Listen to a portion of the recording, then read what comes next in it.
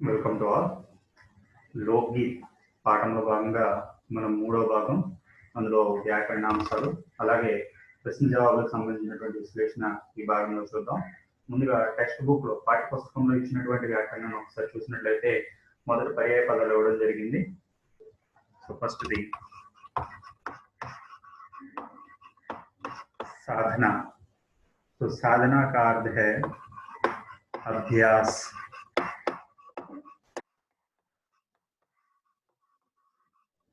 प्रयत्न,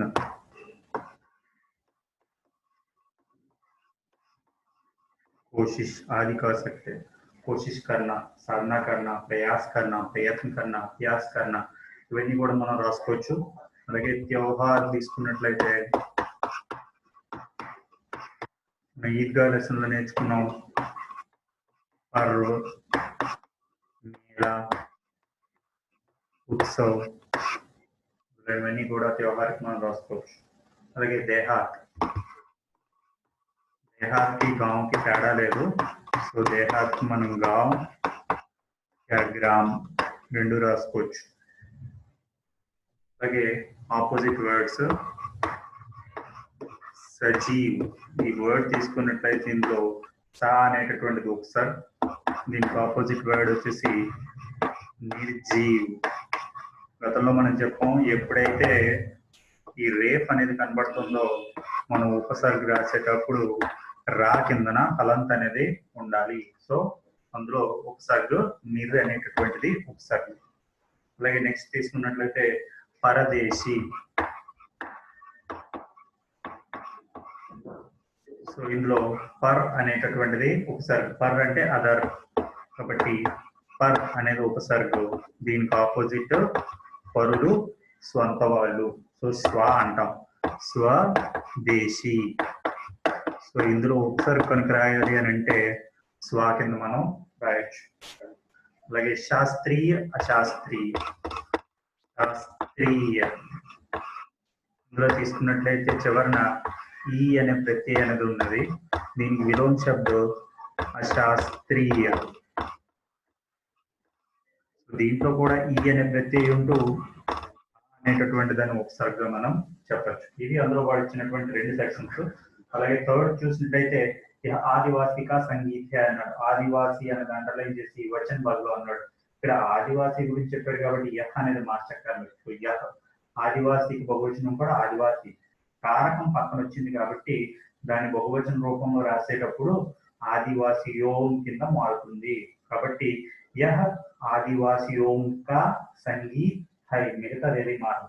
ఆదివాసి అన్నది ఒకటి ఆదివాసియోం కింద మార్చాల్సిన పరిస్థితి ఉంది, అంతే. మిగతా అంతా కూడా సేఫ్. ఇంకా తర్వాత లోక్ శబ్ద సే బనేవి और कुछ शब्द लिखिए అన్నాడు. అది మీరు జనరల్ ప్రాక్టీస్ కలెక్షన్ చేసుకోవడమే. సో తర్వాత తీసుకున్నట్లయితే లింక్ బదల్లా ఉంది.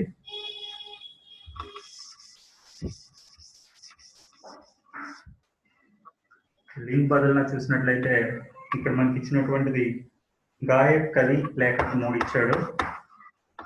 సో ముందుగా గాయక్, లేఖక్ ముందుగా చెప్తున్నాను. సో ఈ రెండింటికి కూడా చివరన వచ్చినటువంటి శబ్దాలు గమనించినట్లయితే రెండు కూడా అక్ అక్ అనే శబ్దాలు రావడం జరిగింది. సో ఎప్పుడైతే ఈ చివరన అక్ అనే సౌండ్ వచ్చిందో వాటికి స్త్రీలింగ శబ్దాల్లో ఇక అనేటటువంటిది రావాలి. సో ఇక్కడ గాయక్ ఇచ్చాడు కాబట్టి గాయక్, గాయిక, లేఖక్, లేఖిక. అలాగే బాలక్ తీసుకున్నామంటే బాలిక. అలాగే శిక్షక్ తీసుకున్నామంటే శిక్షిక, అధ్యాపక్, అధ్యాపిక, నాయక్, నాయిక, పాఠక్, పాఠిక, నావక్, నావిక. సో ఇలాగా మనం అన్ని కూడా అక్కొచ్చేయంటే చివరినన్నిటికి కూడా ఇక పెట్టడం వల్ల స్త్రీలింగ పదాలు అవుతాయని మనం గమనించాలి. ఇంక దాని తర్వాత కవి ఇచ్చాడు.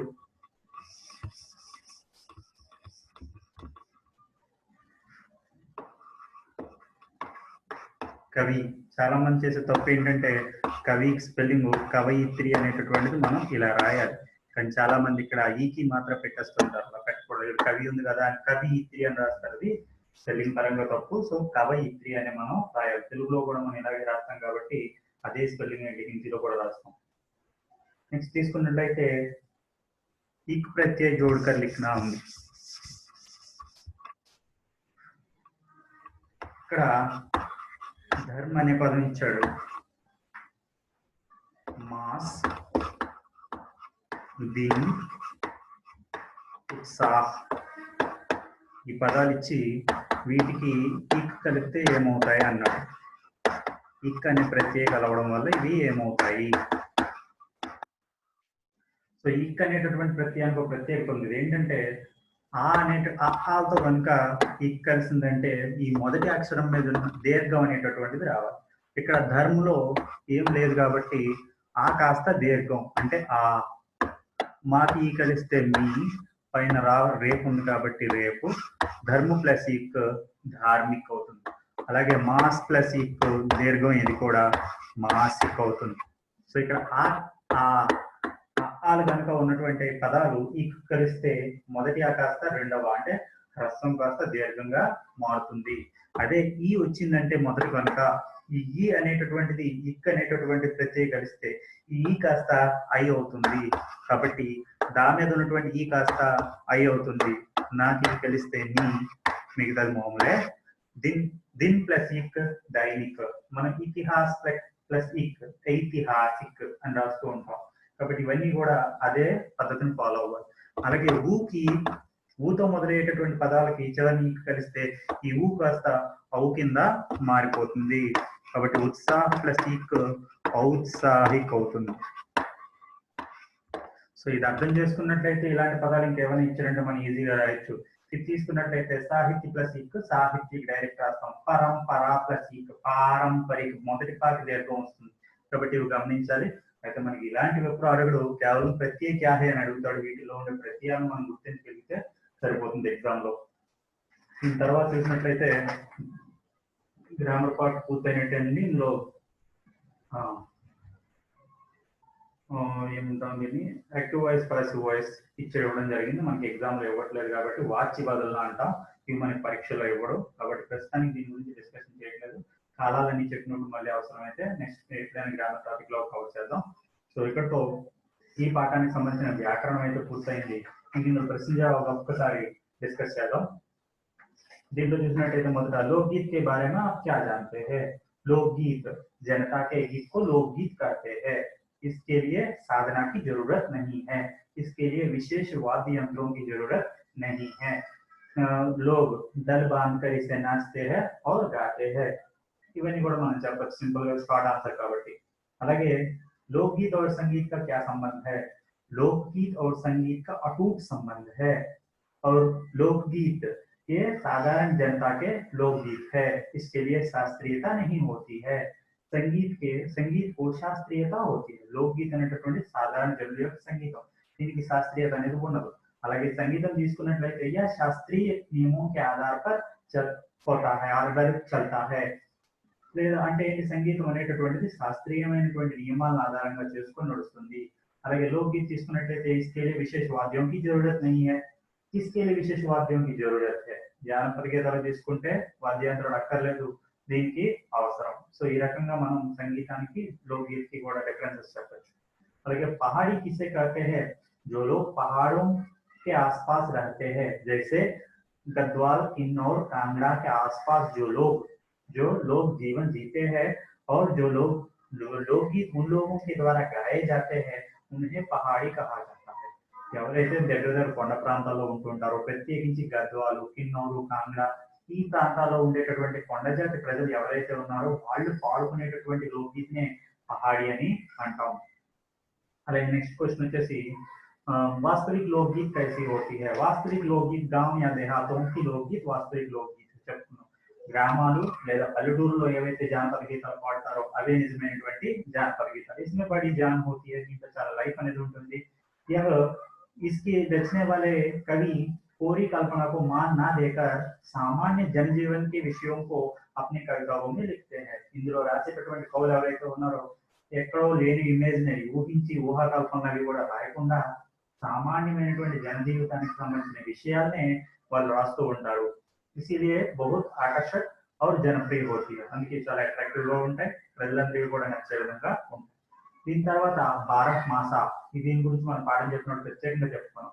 బారహ్ का अर्थ है नंबर 12, 12 అంటే 12, 12 संख्या है. मास का अर्थ है महीना, 12 मास का अर्थ है 12 महीनों का, महीनों के माध्यम से, महीनों के सहारे मदद से कविता लिखना या कविता का वर्णन करना. इसमें एक प्रिय और प्रिया दोनों के बीच में विरह या मिलन का महीनों के आधार पर सभी महीनों का वर्णन इसमें हमें देखने को मिलता है. ప్రియ और ప్రియ మధ్యలో ఉండేటటువంటి విరహ సెపరేషన్ అంటే చెప్పాము, దూరం అయిపోవడం కానీ, మిలన్ కలయిక వల్ల కానీ, వాళ్ళ ఆనందం కానీ బాధను కానీ 12 నెలలతో సహాయంతో వర్ణించడమే 12 मास అని చెప్పుకున్నాం. विदेशी लोकगीत के बारे में आप क्या जानते हैं? बिहार, बिहार में अधिक लोकप्रिय गाना, अधिक लोकप्रिय लोकगीत क्या है? विदेशिया. यह रसिक प्रिय और प्रियाओं के बारे में इसमें वर्णन हमें मिलते हैं. ఇందులో కూడా విరహ या मिलन का वर्णन అనేది మనకి ఎక్కువ కనబడుతుందని చెప్పొచ్చు. సో ఇది విదేశీయ గురించి. इनका लोकगीत ग्रामीण जनता का मनोरंजक साधन है. कैसे अनु? लोकगीत ग्रामीण जनता का मनोरंजक साधन है, जहाँ जो लोग अपने रोजमर्रा के जीवन विधियों को पूरा करके ग्राम को पहुंचते या घर पहुंचते हैं, तब ये लोकगीत ही इनको मनोरंजन साधन है. ఎవరైతే గ్రామీణ ప్రాంతాల్లో నివసించే వాళ్ళు రోజంతా డైలీ పనులు చేసుకుంటూ చివరికి ఇంటికి చేరుకుంటారో వాళ్ళకి జానపద గీతాలు ఏవైతే ఉన్నాయో అవే మనోరంజక సాధనాలుగా మనం చెప్పచ్చు. అలాగే ఇందులో చూసినట్లయితే स्त्रियों के लोकगीत कैसे होते हैं क्वेश्चन ఉంది.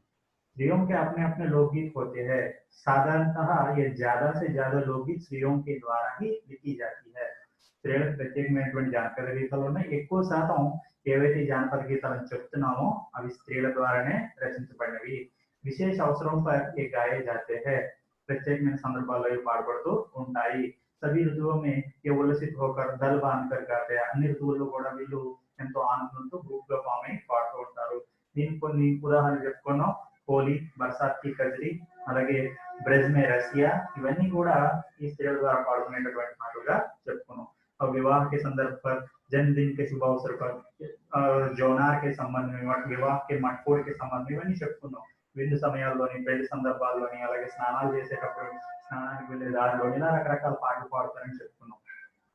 लोकगीत किसके प्रतीक है అంటే ఉద్దామ జీవన్ కే ప్రతీక है. అంటే హ్యాపీయెస్ట్ లైఫ్, ప్రజలు గడిపినటువంటి అత్యంత ఆనందకరమైనటువంటి జీవితానికి ప్రతీకలే లోకగీత్ అని మనం చెప్పొచ్చు.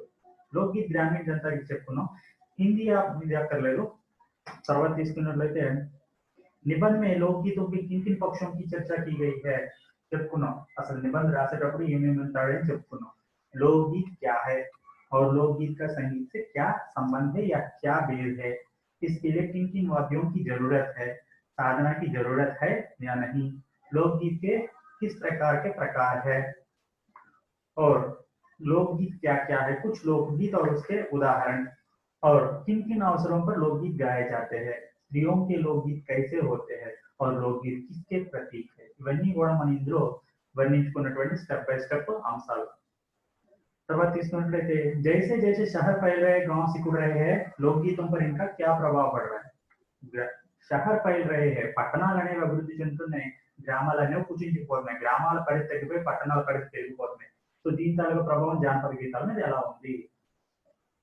शहर फैल रहे हैं और गांव सिकुड़ रहे हैं, इसका बहुत बुरा असर लोकगीतों पर पड़ रहा है. डेफिनेट గా దీని తాలూకా చాలా చెడు ప్రభావం అనేటటువంటిది జానపద గీతాల మీద పడుతున్నాయి. क्योंकि कई तरह के नए नए मनोरंजक साधन शहरों में उपलब्ध है.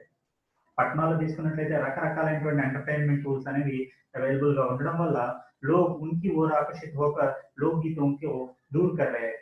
ప్రజలందరూ వాటి పట్ల ఆకర్షితులయ్యి జానపద గీతాలు అనేటటువంటి వాటిని వదిలిపెట్టేస్తూ వచ్చేస్తున్నారు. लेकिन आजकल लोगों की दृष्टि इसकी ओर भी फिर रही है और इसको फिर से एक नए जीवन दान मिल रही है. సో ప్రజల తాలూకా దృష్టి ఈ మధ్య కాలంలో మళ్ళీ ఈ జానపద గీతాలు మలగడం వల్ల వీటికి మళ్ళీ లైఫ్ అనేటటువంటిది లభిస్తోంది.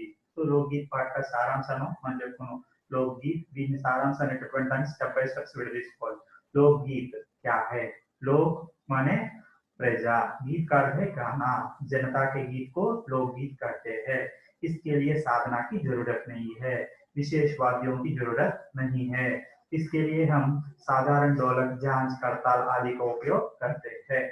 लोकगीत के कई प्रकार है। नेक्स्ट वन, लोकगीत के प्रकार साइड में। लोकगीत के कई प्रकार होते हैं, जैसे आदिवासियों के लोकगीत, पहाड़ी के लोकगीत, गांव या देहाती के लोकगीत, शहरों के लोकगीत, ये रखेंगे स्टेप बाय स्टेप।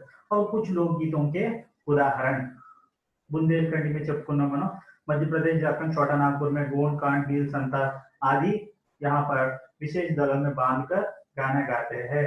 पहाड़ी के लोग మనం చెప్పుకున్నాం, పహాడి అంటే గద్వాల, కిన్నౌర్, కాంగ్రా ఈ ప్రాంతాల్లో ఆ పహాడీకి లోకగీతం అని చెప్పుకున్నాం. అలాగే బావుల్ और బతియాలి, బాబా బెంగాల్ అని చెప్పుకున్నాం. బావుల్, బతియాలి బెంగాలీ, అలాగే బారామాస, చేతాకి కజరి, తీర్ రాంజా, సోని మణివాల్ ఇవన్నీ కూడా జానపద్ లోకగీతం అని చెప్పుకోవచ్చు. అలాగే డోలామారు, విదేశియా ఇవన్నీ కూడా రకరకాలైనటువంటి బారామాస ఇవన్నీ కూడా జానపద గీతాల్లో రకరకాలని చెప్పుకోవచ్చు. అలాగే इनके लिए विशेष रागों का भी प्रयोग करते हैं. रागों का పేర్లు పీలు, సారంగ్, దుర్గా, సావన్, సోరట్, కహర్వా, బెహవా, దోబియా ఇవన్నీ కూడా రాగాల పేర్లని మెన్షన్ చేస్తే చేయొచ్చు. అలాగే దీని తర్వాత తీసుకున్నట్లయితే किन किन अवसरों पर ये गाए जाते हैं? जीवन से संबंधित सभी अवसरों पर ये गाए जाते हैं. जन्म के अवसर पर, विवाह के अवसर पर, मटकोड़ विवाह के मटकोड़ के अवसर पर, जोनार के अवसर पर और नहाने जाते उत्सव या त्योहारों को मनाते समय, जाते समय या नहाने जाते समय या नहाते समय, तो ఈ రకంగా రకరకాల సందర్భాల్లో పాడతామని చెప్పి రాయొచ్చు. అలాగే लोकगीत किसके प्रतीक है? किसी शहर या गांव में जो लोगों के संतोषमय जीवन का प्रतीक है लोकगीत. ఏదైనా గ్రామాలు లేదా పల్లెటూరులో ప్రజల యొక్క సంతోషకరమైన జీవితానికి చిహ్నాలే జానపద గీతాలు. ఇలా సారాంశాన్ని ముక్కలుగా మనం రాసుకుని సెపరేట్ చేసుకుని అర్థం చేసుకుంటే కనుక చాలా సులభంగా లోకగీత్ సారాంశం అనేటటువంటిది రాయొచ్చు. కానీ కంఠస్థ పెట్టి రాస్తే మాత్రం ఇది చాలా కష్టంగా ఉంటుంది. ఇప్పటి వరకు చెప్పిందంతా కూడా అర్థమైందని అనుకుంటున్నాం. సో ఇది ఈ పాఠం. ఇక్కడతో లోకగీత్ అనేటటువంటి పాఠం కంప్లీట్ గా క్లోజ్ అయిపోయింది. దీని తర్వాత మనం నెక్స్ట్ క్లాస్ లో అంతర్రాష్ట్రీయ స్థర హిందీ గురించి తెలుసుకుందాం. ధన్యవాదాలు.